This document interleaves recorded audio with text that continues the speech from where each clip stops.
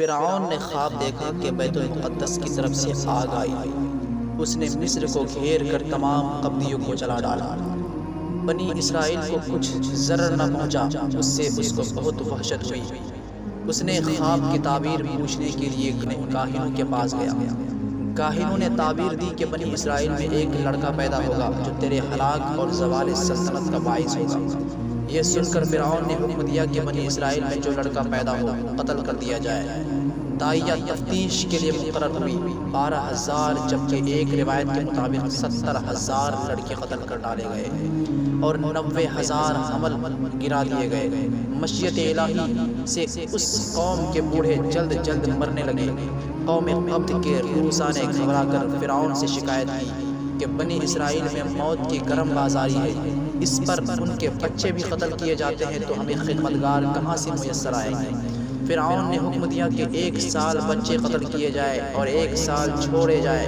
تو جو سال چھوڑنے کا تھا اس میں حضرت ہارون پیدا ہوئے اور قتل کے سال حضرت موسیٰ علیہ السلام کی ولادت ہوئی۔ جب حضرت موسیٰ علیہ السلام بنی اسرائیل کو لے کر نکلے اور فرعون کو خبر ہوئی تو اس نے کہا کہ جب مرغ بولے تب سب نکلو اور سب کو پکڑ کر قتل کر ڈالو۔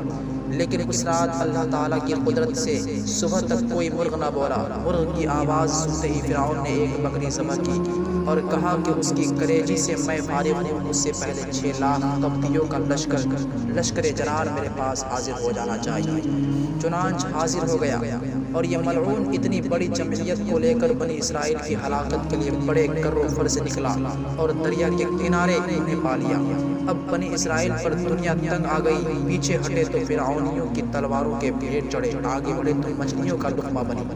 اس وقت حضرت یوشع بن نون نے کہا کہ اے اللہ کے نبی اب کیا کیا جائے؟ آپ نے فرمایا حکم الہی ہمارا رہنما ہے۔ یہ سنتے ہی انہوں نے اپنا گھوڑا پانی میں ڈال دیا، لیکن گہرے پانی میں جب غوطے کھانے لگا تو پھر کنارے کی طرف لوٹ آئے اور پوچھا اے موسیٰ رب کی مدد کہاں ہے؟ ہم نہ آپ کو جھوٹا جانتے ہیں نہ رب کو 3 مرتبہ ایسا ہی کہا۔ اب حضرت موسیٰ کی طرف وحی آئی کہ اپنا عصا دریا پر مارو۔ عصا مارتے ہی پانی نے راستہ دے دیا اور پہاڑوں کی طرح کھڑا ہو گیا۔ حضرت موسیٰ علیہ السلام اور آپ کے ماننے والے ان راستوں سے گزر گئے۔ انہیں اس طرح پار اترتے دیکھ کر فرعون اور فرعونی فوج نے بھی اپنے گھوڑے اسی راستے پر ڈال دیے۔ جب تمام کے تمام پانی کے راستے میں داخل ہو گئے، پانی کو مل جانے کا حکم ہوا۔ پانی کے ملتے ہی تمام کے تمام ڈوب مرے۔ بنی اسرائیل نے قدرت الہی کا یہ نظارہ اپنی آنکھوں کے سامنے دیکھا، کنارے پر کھڑے ہو کر دیکھا، جس سے وہ بہت ہی خوش ہوئے۔ اپنی آزادی اور فرعون کی ان کے لیے خوشی کا سبب بنی۔